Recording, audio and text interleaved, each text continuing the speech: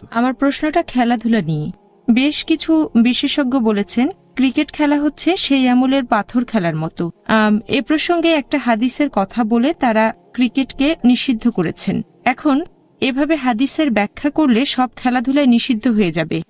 আরেক দল বিশেষজ্ঞ বলেছেন ক্রিকেটারদের জনপ্রিয়তা অনেক বেশি, কিছু মানুষ তাদের উপাসনা করতে পারে, এভাবে নিরুৎসাহিত করেছেন।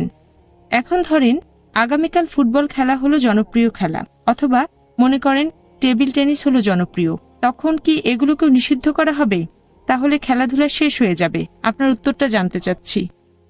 বোন, আপনি প্রশ্ন করলেন যে দুই দল বিশেষজ্ঞ, একদল বলেন ক্রিকেট খেলা হারাম, একটা হাদিসে আছে যে তোমরা পাথর ছুঁড়ে খেলা করো না, এভাবে ধরলে অন্যান্য খেলাধুলাও নিষিদ্ধ হয়ে যাবে। আরেক দল বিশেষজ্ঞ বলেন যে সাধারণ মানুষেরা এই ক্রিকেট খেলোয়াড়দের দেখে নায়ক হিসেবে, রোল মডেল হিসেবে দেখে, সেটা হয়ে যায় অনেকটা উপাসনার মতো, তাই এটা হারাম। আর ভবিষ্যতে অন্য কোনো খেলা জনপ্রিয় হতে পারে, যেমন ধরেন ফুটবল, তখন কি বলবেন যে এই ফুটবল খেলাও হারাম? বোন, এখানে আমি যদি সেই হাদিসটার কথা বলি, বিশেষজ্ঞরা যেটার কথা বলেছেন, একটা হাদিস বলছে যে তোমরা পাথর ছোঁড়ার মতো কোনো খেলাধুলা করো না। এই হাদিসটা আমার জানা মতো অন্য কোনো খেলার ব্যাপারে প্রয়োগ করা যায় না। ক্রিকেটের সাথে মেলানো যেতে পারে, তবে 100% না। মেলানো যেতে পারে। বলকে পাথর হিসেবে ধরা নিয়ে মতভেদ থাকতে পারে। ব্যক্তিগতভাবে আমার উত্তর আমি জানি না। বলছি না যে নিশ্চিতভাবে এই হাদিসের ভিত্তিতে বলা যায় ক্রিকেট খেলা হারাম। আমি সেই বিশেষজ্ঞের সাথে একমত নয় যারা বলেছেন যে এই হাদিসের ভিত্তিতে ক্রিকেট খেলাকে নিষিদ্ধ করা যেতে পারে। কারো মনে যদি কোনো সংশয় থাকে আর ক্রিকেট না খেলে আলহামদুলিল্লাহ, তবে হাদিসটা যে 100% মিলে যাচ্ছে আমি এরকম কথা বলবো না। কিছু বিশেষজ্ঞ ব্যাপারটাকে এইভাবে দেখার চেষ্টা করেছেন। বিশেষজ্ঞগণের দ্বিতীয় যে দলটা, আমি এরকম কোন বিশেষজ্ঞের নাম জানি না যিনি ক্রিকেটকে হারাম বলেছেন, কারণ সাধারণ মানুষেরা অনেক সময় খেলোয়াড়দের উপাসনাই করে। আমি এরকম কোনো বিশেষজ্ঞকে চিনি না। অবশ্য ফতোয়া খুঁজতে চাইলে আপনারা অনেক পাবেন। প্রথম দল, হ্যাঁ, কিছু বিশেষজ্ঞকে চিনি যারা এরকম বলেন। তবে দ্বিতীয় দল যারা বলেন যে ক্রিকেট খেলা হারাম কারণ মানুষ খেলোয়াড়দের তখন খুব পছন্দ করে বসে, এটা সম্পূর্ণ ভুল। আমি এটার সঙ্গে একমত নই। মানুষ একজন দায়ীকেও পছন্দ করতে পারে। মানুষ আমাদের নবী সাল্লাল্লাহু আলাইহি ওয়াসাল্লামকে পছন্দ করতে পারে। পৃথিবীতে মানুষের সবচেয়ে বেশি ভালোবাসা পেয়েছেন মুহাম্মদ সাল্লাল্লাহু আলাইহি ওয়াসাল্লাম। তাহলে কি আপনারা বলবেন নবী রাসূল হওয়া হারাম? মানুষ দায়ীকেও পছন্দ করতে পারে। আমি শেখ দিদাতকে শ্রদ্ধা করি, তাকে ভালোবাসি। তার মানে এই না যে ইসলামিক লেকচার দেয়াটা হচ্ছে হারাম। তাহলে দ্বিতীয় যুক্তিটা পুরোপুরি ভুল। আমি এটার সাথে একমত না। আপনি একজন মানুষকে পছন্দ করতে পারেন, ভালোবাসেন, শ্রদ্ধা করেন, তবে তার কারণটা হবে ইসলামিক, অথবা হারাম কিছু নয়। হয়তো সরাসরি ইসলামিক না, তবে হারাম নয়, এরকম হলে সমস্যা নেই। পছন্দ করতে পারেন গণিতজ্ঞকে, আর সেটা যেন শিরক না হয়। যদি সেটা শিরক হয়ে যায় তাহলে যে কাজটা করছে সে দায়ী। একজন লোক ধরেন বিখ্যাত কাউকে পছন্দ করে, হতে পারে কোনো ব্যবসায়ীকে অথবা কোনো ক্রিকেটারকে, হতে পারে একজন ফুটবল খেলোয়াড়কে বা দায়ীকে অথবা রাসূল। যদি পছন্দের মাত্রাটা বেড়ে গিয়ে শিরকে চলে যায় তাহলে সেটা হারাম। তবে এটা বলবেন না যে ইসলামিক লেকচার দেয়া হারাম। নাউজুবিল্লাহ, নবী রাসূল হওয়াটা হারাম।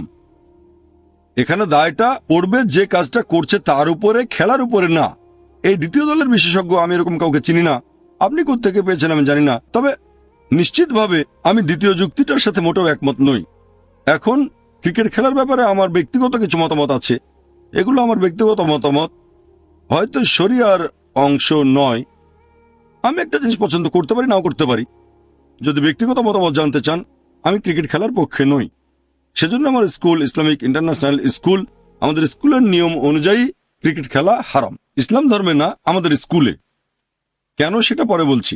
যেমন ধরেন আমাদের ইসলামিক ইন্টারন্যাশনাল স্কুলে ছাই রঙা আর গাঢ় নীল পোশাক পরাটা ফরজ। এটা ইসলাম ধর্মে ফরজ না, এটা ফরজ আইএসএ। ফরজ মানে বাধ্যতামূলক। লোক মনে করে ফরজ মানে শুধু ইসলামিক কিছু। আমাদের স্কুলটা অবশ্যই ইসলামিক, তবে স্কুলের পোশাক পরাটা হচ্ছে বাধ্যতামূলক।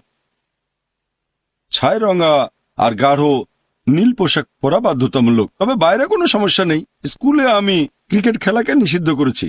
কেন? নিজস্ব কিছু কারণে। আমার মতে ক্রিকেট হচ্ছে সময়ের অপচয়। এই খেলায় আমরা দেখি 22 জন লোক খেলছে আর 22 মিলিয়ন দেখছে। আগে এই খেলাটা হতো 5 দিনের, 5 দিন শেষে ফলাফল ড্র। এখন শুরু হচ্ছে ওয়ানডে ক্রিকেট। আর ক্রিকেট খেলায় আপনারা দেখবেন যে খেয়াল রাখতে হবে বাতাসের স্পিড কেমন, আকাশে মেঘ আছে কিনা, পিচটার অবস্থা কেমন। খেলোয়াড়দের চেয়ে অন্যান্য জিনিসগুলো যেন বেশি গুরুত্বপূর্ণ। আমি যে খেলা পছন্দ করি, যেমন ফুটবল, হকি, বাস্কেটবল, ভলিবল, অন্যান্য বেশিরভাগ প্রায় সবগুলোই আমার মতে ক্রিকেটের চেয়ে ভালো। যে খেলাগুলোকে আমরা হালাল বলে ধরেছি, হারাম খেলাগুলো বাদ দেন, যেমন জুয়া খেলা, যদি এটাকে খেলা বলেন। তবে আমার মতে অন্যান্য খেলাগুলো, আমি যেসব খেলার কথা জানি, ফুটবল খেলেন 1.5 ঘন্টা, সাথে সাথে রেজাল্ট, ভালো এক্সারসাইজ, স্ট্যামিনা বাড়ে। আর ক্রিকেট খেলায় যারা এই খেলা দেখছে তারা মন্তব্য করছে অনেক সময় ধরে খেলা হয়, আর খেলাটা ব্যয়বহুল। আপনার লাগবে লেগ গার্ড, তারপর লাগবে প্যাড, লাগবে এই গার্ড ওই গার্ড, হেলমেট। আমার জানা মতে ক্রিকেট হচ্ছে পৃথিবীর সবচেয়ে ব্যয়বহুল খেলাগুলোর মধ্যে একটা। আমার মতে এটা সময়ের অপচয়। এখানে এক্সারসাইজ হয় খুবই কম। আরো কিছু খেলা আছে যেগুলো অনেকটা ক্রিকেটের মতোই। তবে ক্রিকেটের ব্যাপারে বলবো, আমি চাই না যে ইসলামিক ইন্টারন্যাশনাল স্কুলের ছাত্ররা এই খেলাটা খেলুক, তারা অন্য খেলা খেলতে পারে। তবে আমি কথা বলছি না যে এটা হারাম, নিষিদ্ধ। যদিও আমি পছন্দ করি না, খেলাটা অপছন্দ করি, বলতে পারি না যে এটা ইসলামে হারাম। বলতে পারি আমার ব্যক্তিগত দৃষ্টিভঙ্গি অনুযায়ী ক্রিকেটটা খেলা উচিত না। তবে বলতে পারবো না যে ইসলামে এটা হারাম, এমন কথা বলিও নি।